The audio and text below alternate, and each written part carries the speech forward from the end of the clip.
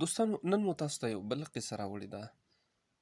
قصه ده موږ سره د اولف اینډ د لیمب، د یو لیوه او د یو وري، یعنی د یو لیوه او د یو ګډ د بچي. راځئ له دې څخه انګلیسي زده کړئ. د اولف اینډ د لیمب، یو لیوه او د وري بچي.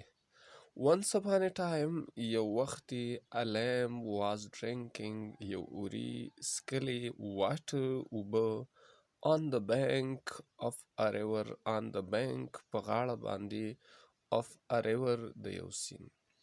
یعنی یو وخت یو وري د سیند په غاړه اوبه سکلی.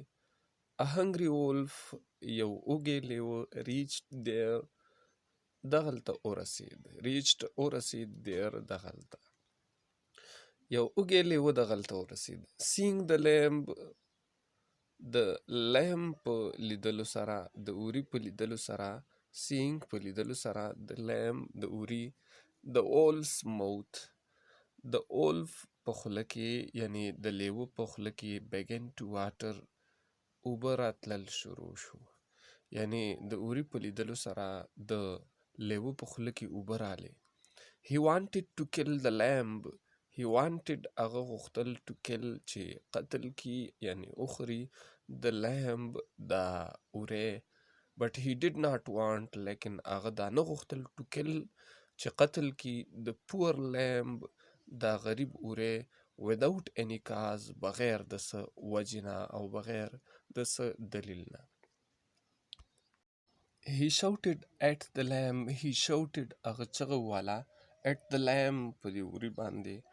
why are you making the water muddy، why are you making، ته ولې جوړوي the water د اوبه muddy خړې، یعنی ته ماته د اوبه ولې خړوي. why are you making the water muddy، ته د اوبه ولې خړوي.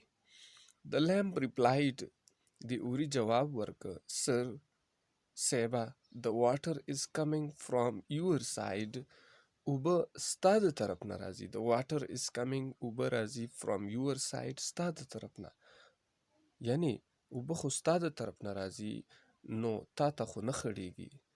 then the wolf said، بیا د لیوه وویلې why did you abuse me last year، why did you abuse me، تا ولې ماته کنځلې کولې. abuse کنځلې، بد رد ویل. why did you abuse me، تا ولې ماته کنځلې کولې last year تیر کال. I was not born، زه خو نه وم پیدا last year تیر کال.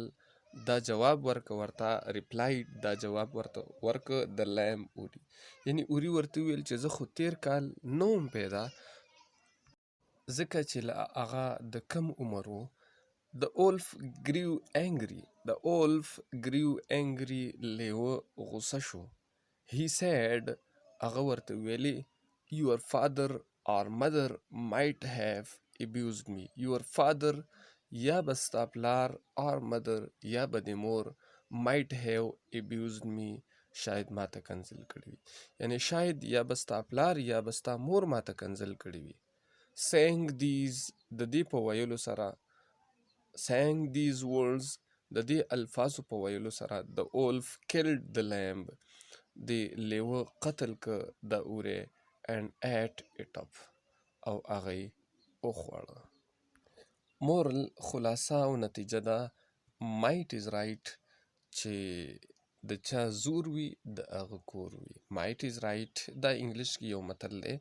might is right چې د چا زور وي د هغه کور وي. که ستاسو دا قصه خوښه شوې وي قصه لایک کړئ. د نورو قصو دپاره زموږ سره اوسئ، زموږ چینل سبسکرایب لرئ.